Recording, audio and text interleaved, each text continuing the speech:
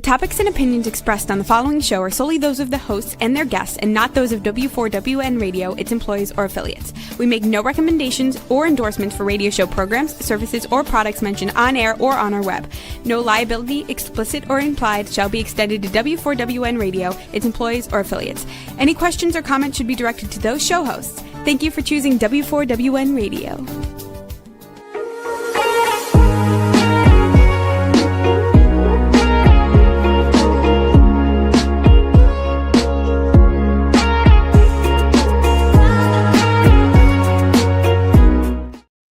Hi, everybody.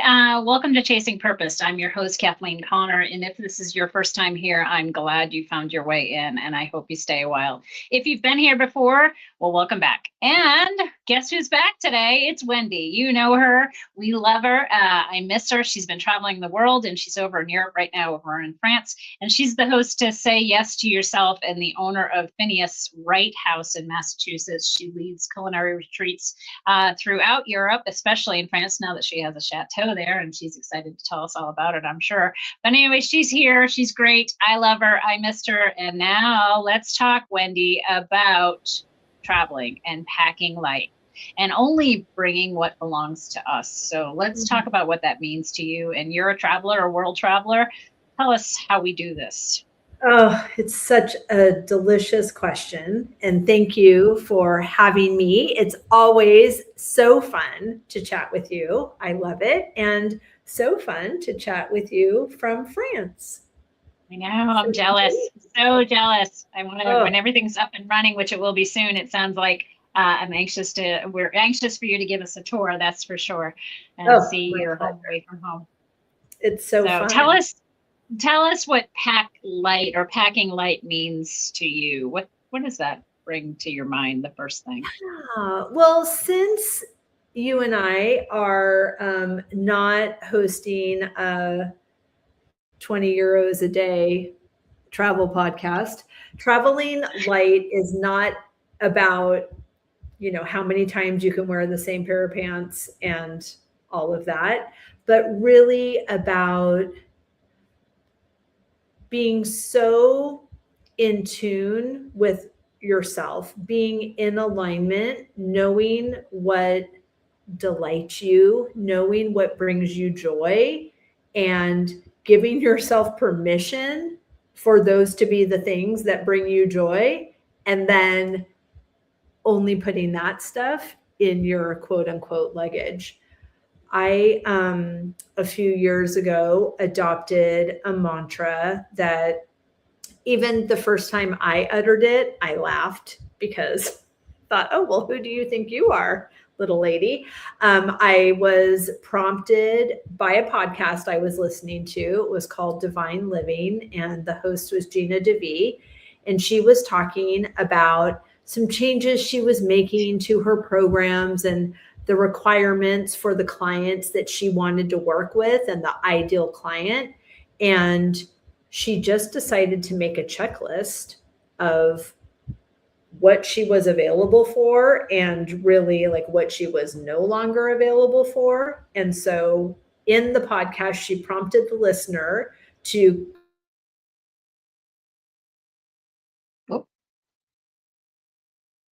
It looks like we froze, so I will. Looks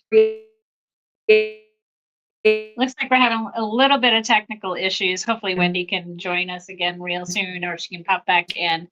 But when I think about packing light, go ahead. Now we lost you for a second. I think now you're back. Yeah, I heard you the whole time. Sorry about that. That's okay. So I created a mantra that I am only available for what delights me.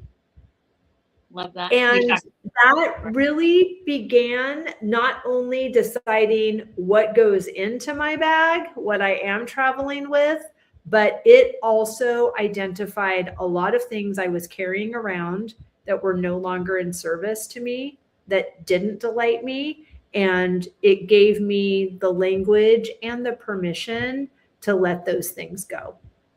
Nice. I think of it as far as, I'm sure you do, those packing cubes that you see everywhere that now make you organize for packing. I think they're a great idea. I think that they compartmentalize things. And I think about it when I think about packing light, it's about what can I fit in, because you can fit in anything you want, but what am I allowing to fit into that area of space? And the area of space is not only within my suitcase, and it's a metaphor about packing light, but it's about our lives. Like what I'm, I don't want to bring my childhood drama and trauma with me, or bad relationships, or unhealthy people, or I just heard a term this week too that you would love, called poisonous people, and who we allow in our lives. I know it's very powerful, and it doesn't mean the neurosis of the extreme. It means who is infecting you and who's creating influence in your life. So it's a powerful term, and I've used it a couple times this week, and it landed pretty well. So anyway, so those are the things that I think that when I think about just bringing what belongs to me, and so what I, like you say, like, what am I allowing? Like, and what am I disallowing? What am I not allowing? Because I think that's important too, because we tend to listen to a lot of noise or people. We've all had mother-in-laws, or we've all had people in our lives that try to give their opinion or their judgment or views in our lives, our relationships, and our things, right? So, and as a person of service and a person that wants to keep the peace, in the past, I would always be, you're right, I get it, yeah, I should do this. So, those types of things. And now I'm more along the lines of, I'm listening. Yeah, I'm hearing what you're saying, but I got it from here. It's not, you're still you're listening, you're validating what they're saying, you're appreciative of it, but you're also saying, I'm going to draw a line with grace, kindness, and compassion, and just say, I got it. These are my things, and I'm not going to bring your things with me. So I think that's what I think about as well when I think about packing light. Right. And I think that comes from this level of maturity and awareness and evolution and personal development. It's not something that we could do in our 20s. It's not something that I could do in my 30s or 40s. It wasn't until in my 50s that I became aware of the concept of agency, that I actually could make decisions for myself. And in fact, I was the only one who was going to make the decisions that were moving me in the direction of what I wanted or what I was dreaming of. I had a coach who said, no one's sitting around thinking about ways your life could be better. Like, you don't need permission from anyone else. You write your own permission slip. And yeah, I think we try it. I think we try it as teenagers. Sorry, but I think as you said something that, agency. I think we, maybe as a rebellious team, we try to make decisions. We try to be emphatic. We try to be louder and stronger and with our tone and those types of things. And maybe in a relationship, we think those things can work too, but they don't. Those things don't belong in our bag. The volume. And sometimes those efforts are squashed down by the people who want to be in control of us or of those situations. And so we're kind of like moving in opposition to, my job tells me what I have to do, and my spouse tells me what I have to do, and my kids' sports schedule tells me what I have to do. And all of these things that are outsourced, that are outside of us. And when we come to a place where we're quiet and we identify what we want, and we see how what we want, the life we want, the person that we desire to be, the way we want to show up in relationships with our family, with our work, with our friend group, in our community, all of these places. And if we can find resonance with who we're becoming and the opportunities that we're already involved in, then we can make some subtle changes and let go of some stories that are no longer serving us, and just kind of upgrade the system, but we're still operating with all the same people. And sometimes being in that question and understanding and holding space for ourselves for what we want and who we're becoming, and we see, oh, these two scenarios can't coexist. So I can't become the woman I want to be and be in this relationship the way it is, or in this job, or in whatever situation we're in. And then we have the opportunity to make some choices, which, comes with, there's some change, there's some radical responsibility that we take for what we want and for what we are no longer available for. Yeah, you and I discussed, and we know, and hopefully I know people know on this podcast that are listening, change brings growth, right? I mean, you can change if you stay in your silo, but most of the time you can stay stuck, right? So change brings growth, it brings opportunity, it brings lessons and learning and just a different perspective on things. So I'm going to flip it the other way. So say you have a situation where you happen to pick up something and you did pack it, and you didn't mean to bring it, but it's there. And I think the hardest thing is that revelation or realization that, oh God, I brought, the shoes I didn't want to bring. I bought the relationship that isn't working for me anymore. I brought that conversation from a week ago or a year ago, a childhood situation or judgment with me. How do we work through when it's with us? How do we get rid of it?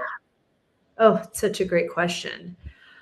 Again, it's so interesting. I've now referenced the same coach 3 times in one conversation, but she also said, I think because this time in my life was pretty condensed, and that was the coach I was working with, but she would often say, Wendy, freedom is a decision away.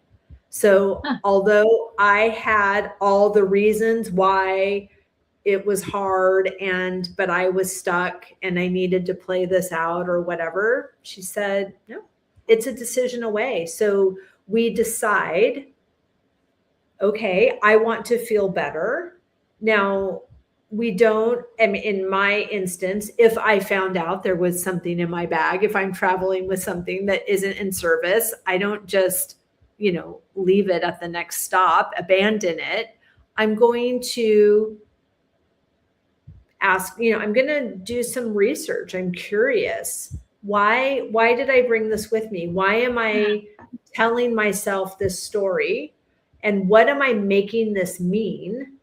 Which is also another great journal prompt. If I'm feeling like something is happening to me that's unwanted, but also, okay, what is this here for? What is it teaching me? What can I step into? Is it teaching me that I am the creator of my own experience? And if I'm not paying attention and I'm creating by default, this is what I get. If I'm more deliberate, how can I move how I feel about this to a better place and then complete? That's so very powerful. Not tolerating it, but how can I make this growth opportunity be in service to the woman I'm becoming? And then when I can identify that, then I can let it go and it feels cleaner. It's not something that I'm running away from. It's something I've completed with. Yeah, I think it's about appreciation, that thing is still there, because you have to appreciate one, that it showed up again to remind you of something, perhaps to remind you of what you don't want. Maybe that's the reminder, or the life you had, or the decision that you made that no longer serves. So it's like that little like, okay, you're still with me. For some reason, I brought that comfy pair of pajamas that's all ratted out and doesn't, isn't sexy at all, but it's comfortable, and it comes with me everywhere. And it's time to move beyond that. But you still acknowledge it. You still say, I had great memories in that, as it would be a relationship or as it would be a time in our lives. And we say, wow, I do remember all the things that I did with this person, this thing, this object, this pair of clothes or whatever it is. But I'm no longer that person, and it no longer serves me. And it's okay to fold it up and put it aside. You don't have to throw it away. You don't have to give it to Goodwill. You don't have to, you can still put it in the corner, in the bottom of the drawer, and maybe look at it again and not touch it as often, or not go seek it out as often, those types of things. I do think with change, when you were talking, I think some of the things that we need to do better, we, as far as you collectively, you out there that's listening, is perhaps that when we're ready to change, we have to stay resilient in the change and stand, because when we change, doesn't mean that people are going to like it. It doesn't mean, often they don't like it. Often they resist it and they blame, and there's lots of guilt or shame that comes with the change that we're promoting, because it has a rippling effect, right? Just some people, it may not just be like a rock skimming across the the pond's edge. It could be a tidal wave that is caused, or a tsunami that suddenly erupts and disrupts their lives. So everybody else's change can affect others, and I think we have to not only prepare what that change means to people in our lives or to ourselves, but also how do we respond with their response. That's such a great question. I think that, again, it comes back to personal alignment. So if we're specifically, let's just use a specific example because that's easier, I think. So for example, when I decided that I was completing with my marriage, this was going to be news to my ex-husband. Although he wasn't happy, this was not his idea. So this change was my idea. And for me, I sat in that question for several months. And in that process, I identified what I wanted. I identified why that was important to me. And in that process, I built up those muscles that weren't against what he was doing, but were for who I was becoming. And so as I anchored in to the attributes and the definition and the environment that supports the woman I'm becoming, I was energetically, and so often we energetically leave these situations before we physically do. So I was energetically becoming this woman who is not married to this guy anymore after decades. So when I had my courageous conversation and shared this newfound information with him, as he was processing that and expressing very loudly his opinion of my idea, I was anchored in my why to such a level that I could hear what he was saying, but it didn't sway me in any way. I could appreciate his experience. I could appreciate his input, and I could say, like you, I'm listening. I hear what you're saying. That this train has left the station. And so what that inner work does is that we're not reacting to something we don't want. I'm not talking about, well, I don't like that, and I just want this, and I'm a princess. It's not that at all. It's, a very grounded, aligned decision that we're making. And when we have a solid connection to our why, we can hear other people's opinion, and we're still anchored in our why. And we don't require their buy-in to do what is in alignment for us. Right. So thank you. Thank you for sharing. That's fascinating.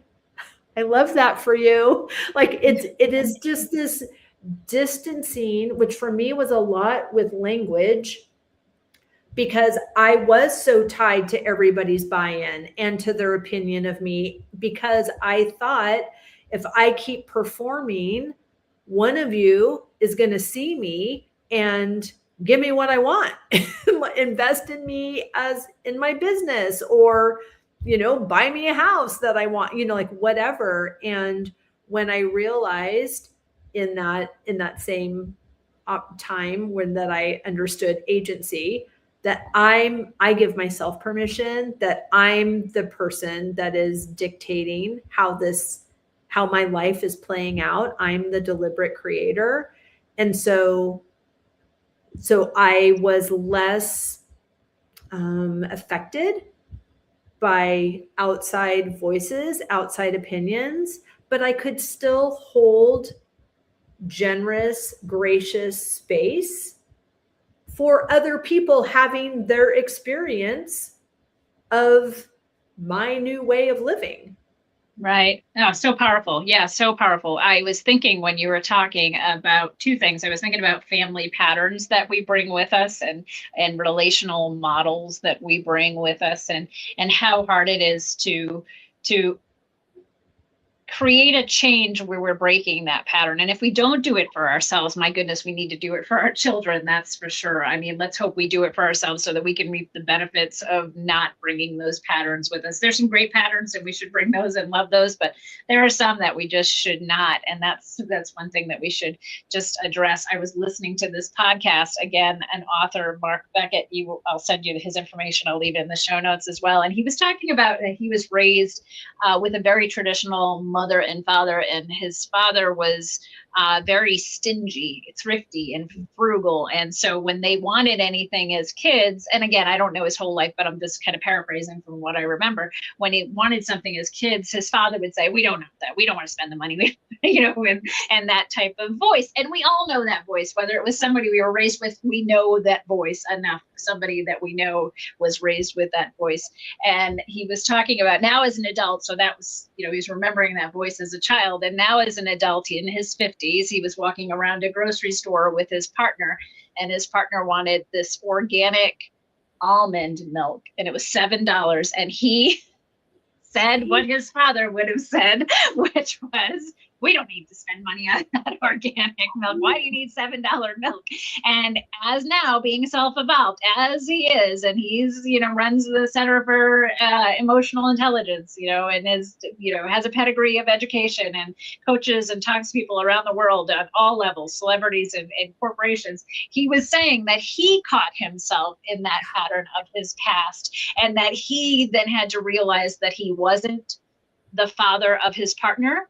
And so he shouldn't act like his father. And when you listen to it in the podcast, of course, I was listening, he changes his voice and his vernacular, and you can almost hear his posture change, And he said, "I had to go in the next aisle and cool down. I had to realize and center myself and come back and be like, I'm not my father, and I'm not his father. And if he wants to spend $7, on a half gallon of milk that brings him joy, then he should." But the most important thing he said was, I'm paraphrasing again, that basically people spend so much time and effort trying to convince somebody or trying to bring a pattern into a relationship and do harm in that moment over that milk, over, not taking the trash out, over not being available, over not listening, or whatever it is,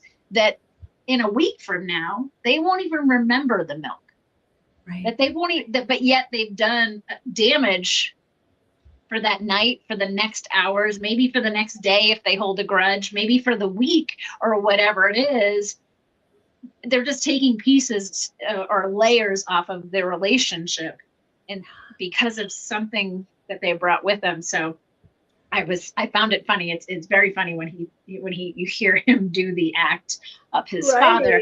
But I also found it like when I went through my change of being of service to too many people. I'm still of service to everybody, but I'm in my list. I'm pretty damn high. I'm actually number one, right, on my list. But there was a lot of resistance when it started. There was a lot of like eyebrow raise, kind of the arms on the hips, and well, you're not the same person that I was married to. You're not who, we're, you've heard it. Everybody's heard it. If you haven't heard it in the past, you'll hear it in the future. Prepare yourself, because when those conversations come up, again, we can lean into, well, you're not doing this and you're not doing that, therefore I'm changing, but you're changing for yourself.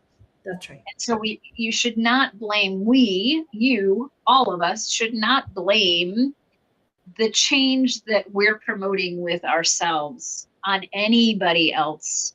Right. But do it for ourselves. Right. I mean, we're breaking social contracts. Right.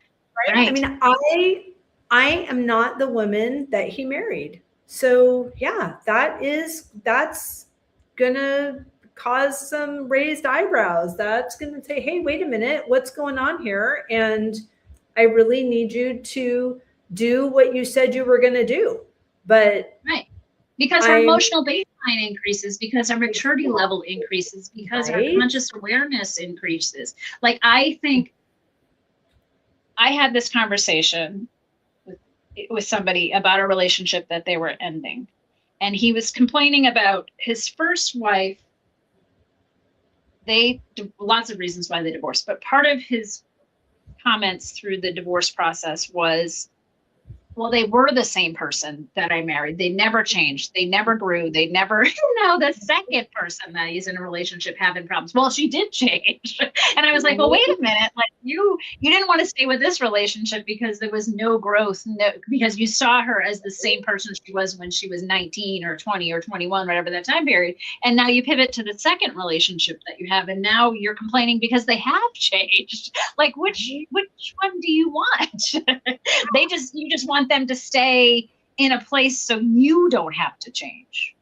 I mean, that was the whole thing, was that, that whole mindset of, change is scary, right? So again, we have to only pack. I love your comment, and I want to bring it into this episode as well that we've talked about in the past. When you do travel and you come back and you what do you say about the carousel? Yeah, so I mean, as I was transitioning into having agency and creating this new thought system, you mentioned doing the work, we are actually creating new neuro pathways.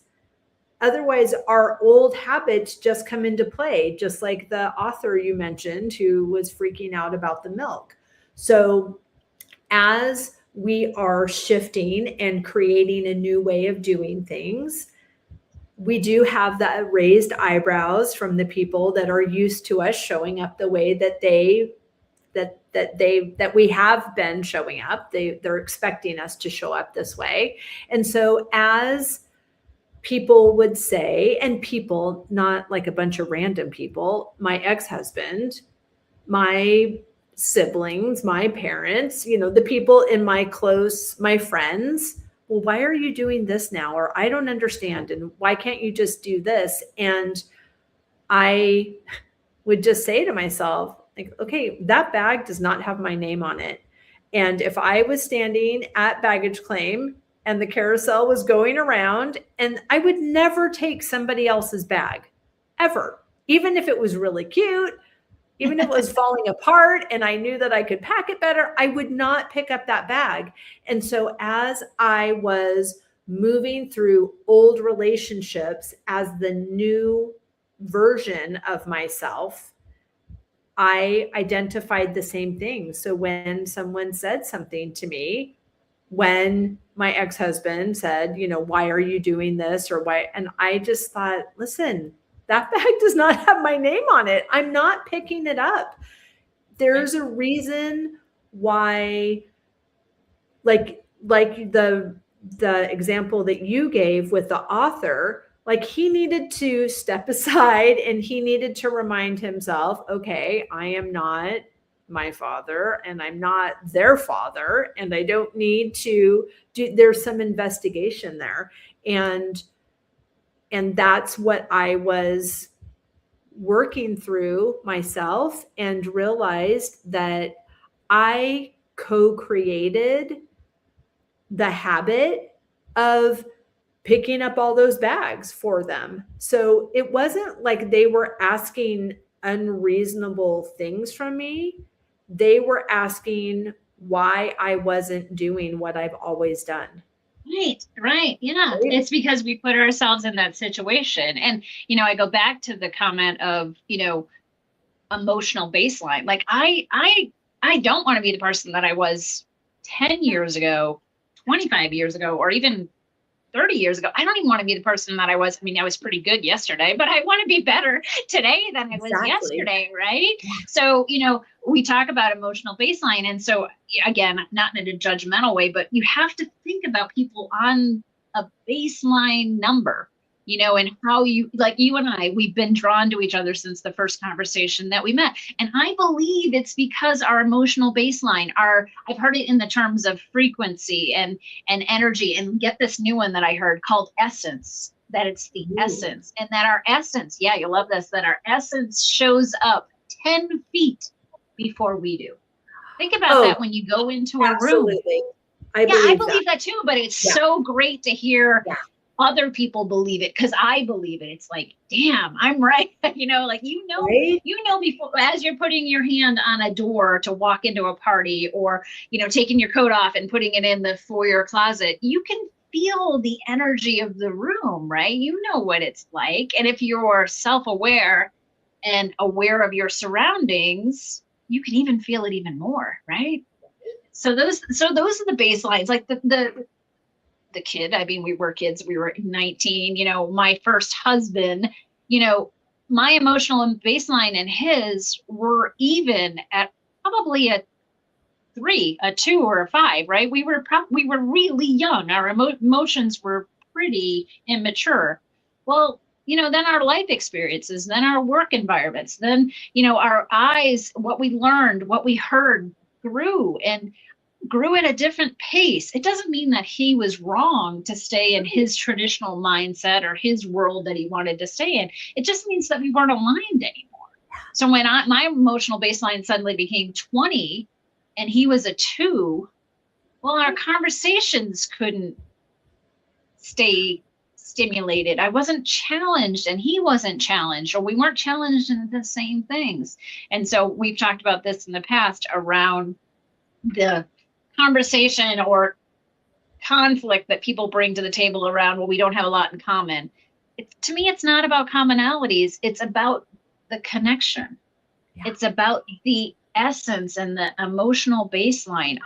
They don't have to be, perfectly 82.3 for me and 82.3 for you, and we're perfectly aligned and that's why we get along. No, but you have to be pretty darn close to the range, and you have to be able to, like, some days I'm not going to be 82.3 or whatever my score is, but if you're a 90, maybe you'll help me get to there. Right. And the same way, but you can't always be around somebody. If you're an 80 and they're a 2, those conversations are going to be really different.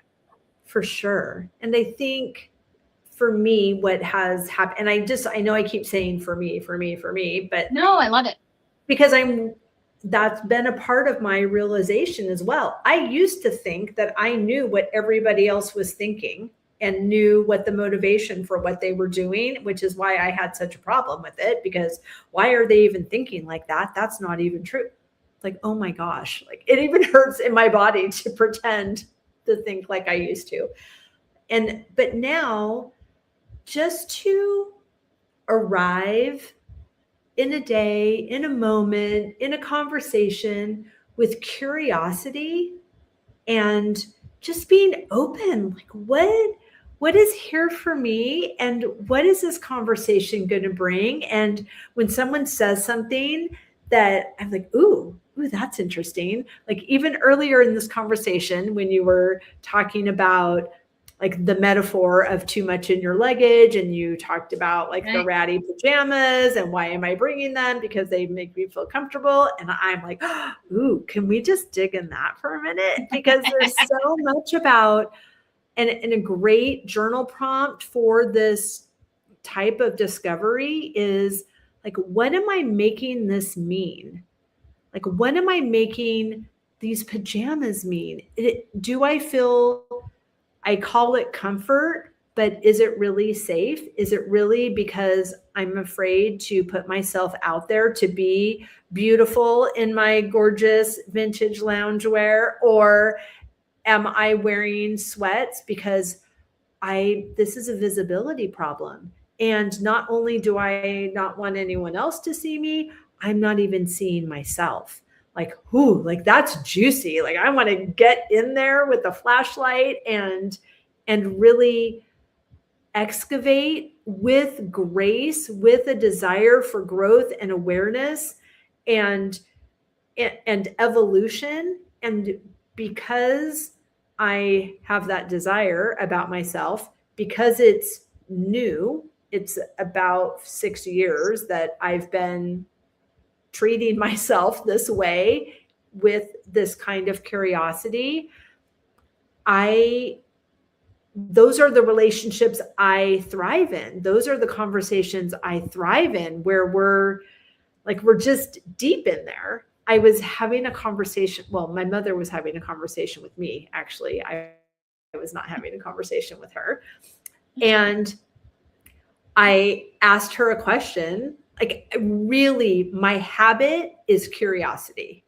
But when I'm not talking to people all the time, my curiosity apparently is quite offensive, as I've learned recently in this conversation. Well, because I just thought, oh, I'm so curious to know why you didn't tell me this earlier. Well, I knew you were going to have a lot of questions and I waited till I had all the answers. And this is why I don't like calling you. And I was like, ooh, that's interesting. Like I was not triggered by the words. Right. I just thought, that's fascinating. And yay for you. I've never heard you. I mean, besides being a 14-year-old and trying to leave the house in a pair of spandex leggings because they just came out in 1985. And she was like, no, you're not leaving the house in that. That's the last time I remember her speaking to me with raised volume and a forceful opinion. And I was so proud of her for using her words. I was so proud of her for having this very courageous conversation with me and say, you're doing something that I don't like, and you've been doing it for a while, and I haven't liked it the whole time. And that's why I don't even want to talk to you. And I'm like, oh my gosh, if you're at all interested in like digging a little deeper in there, like I want to go with you. But I can also appreciate that she's not in a space that she wants to go there with me. And I'm not going to punish her. Like, fine, you don't want to talk to me, then I won't talk to you. That doesn't feel good either. So it's just, I'm practically traveling with a backpack for how much baggage I am not carrying anymore, because that doesn't belong to me. And I, of course, will own responsive. I can totally see how some past conversations could lead to this level of understanding of how I ask too many questions. And that's okay. But there is just this deep awareness as well that I'm fine with me, and everyone else is having their own experience as well. And if that's the last conversation we're going to have, then, well, that'll be a bummer, but okay.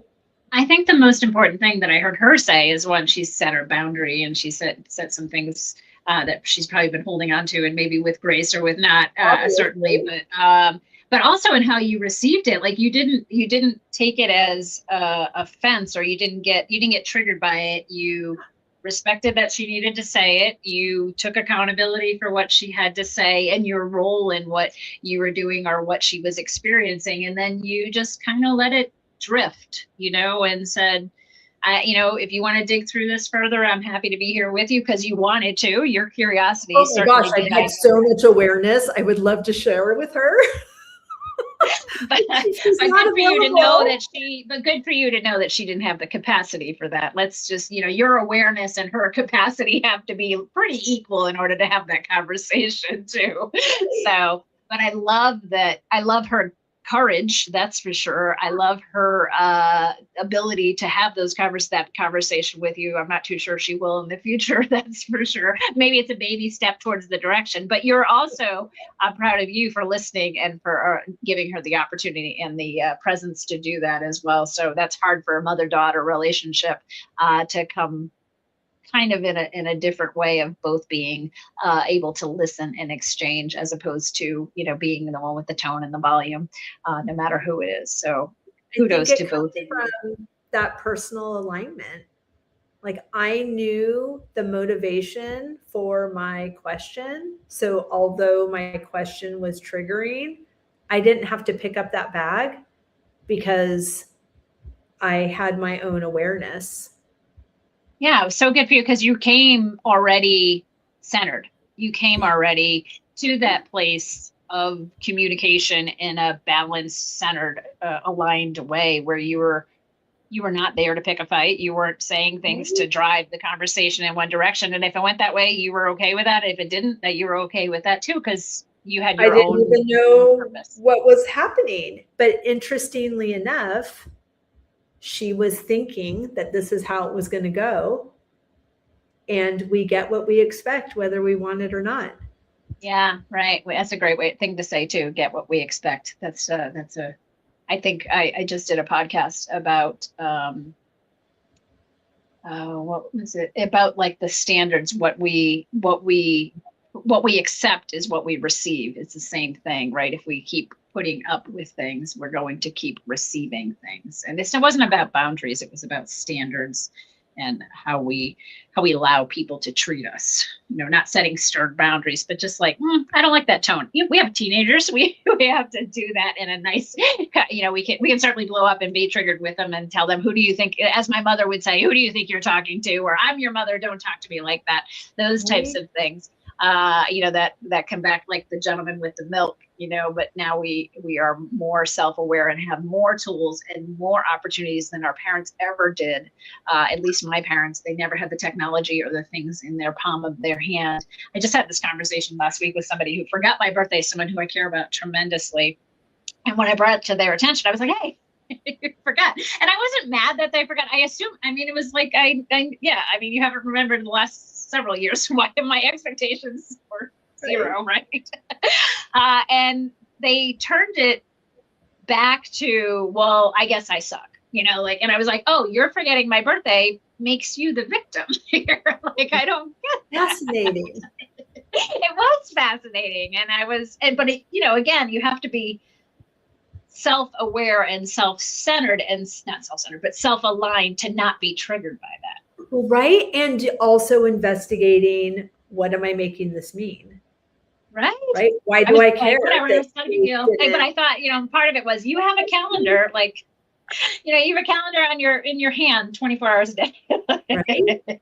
Right. And can you tell them my birthday is really important to me, and you're really important to me. And it's really important to me for you to remember my birthday. Yeah, there's certain things, right? I'm allergic to certain foods. Someone who cares about me that knows that wouldn't put something in front of me that I'm allergic to. And I would love to know what those are, because whenever someone says something like that, I grab my phone and I go to my contacts and I go to the notes section and I put that information in the notes section, because I have crazy allergies. I'm allergic to Play-Doh. Oh. I'm allergic to Oreo cookies. Oh, I'm aluminum. I have weird, and cats. Those are my triggers of allergies. So but like, you yeah, can't if someone gave me like an Oreo ice cream pie or whatever, or a cake made with Oreo crumbs, I would be, and they knew me, I'd be like, in a metal pie dish, in an aluminum pie dish. Yeah, I would question that. Right, their motives. Where do they want me to spend the next 24 hours? Right.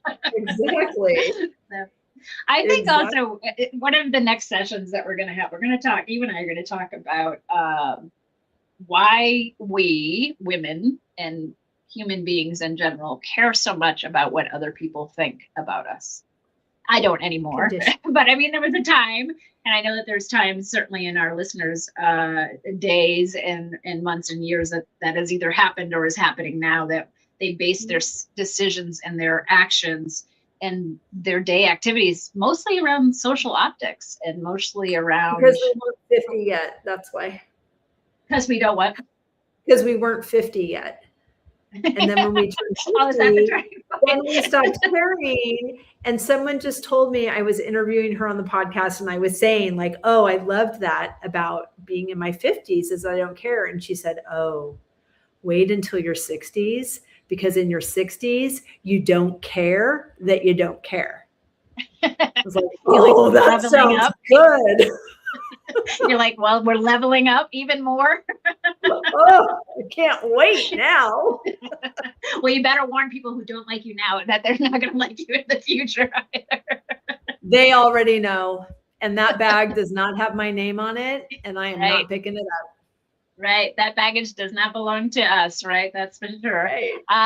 Yeah, certainly great things. And as parents, we'll talk about this as well as moms. How do we teach our kids not to pick up or bring things that don't belong to them as they enter and are in their teenage lives? A lot of that will come with pressure from their friends and their society and their cultures that they're in. And I don't mean as far as like other cultures beyond us, but teenage cultures is different than ours, of course. So how do we do that as moms, teach our kids to only touch stuff that belongs to them, like they were little, hands off. Yeah. Hands to yourself. Yeah. Right. Don't touch anything that doesn't belong to you. Yep. That's what I would say. Don't touch anything that doesn't belong to you. That's what I would say to my son. He would touch something of mine that, was of course in the house or whatever, and I didn't want him to touch. And I would say, does that belong to you? And he'd say, no. Okay, then don't touch it. Right? That's a perfect thing. So Wendy, we're getting close to wrapping up. I want to thank you for your time. How can people find you and where can they find you? Thanks so much for asking. I think the best place is to head over to the podcast. It's called Say Yes to Yourself. We drop episodes twice a week, and I am highlighting the stories of women that are implementing this self-care practice in big and small ways. And that's available wherever you listen to podcasts. Perfect. That's great. And you all know where to find me. You can find me at chasingpurpose.com. Let's set up a discovery call so that you can talk to me and have a one-on-one session and see where we go from there, because I'm helping women evolve every day and stop and drop the act that they're doing. And you can also listen to the podcast every week live on Tuesdays. It also runs on your streaming services that you have. If you love this, if you want to leave a review, we love that. Wendy and I will help us know that you're listening to us and help us provide other things. Leave us show notes or leave us comments on things you want us to talk about, because I think we have a lot to say. And I think what we say, I hope that resonates with you. And also, Wendy will be with me in a couple weeks, and in a month, we're going to still spend time with her. So if any questions, leave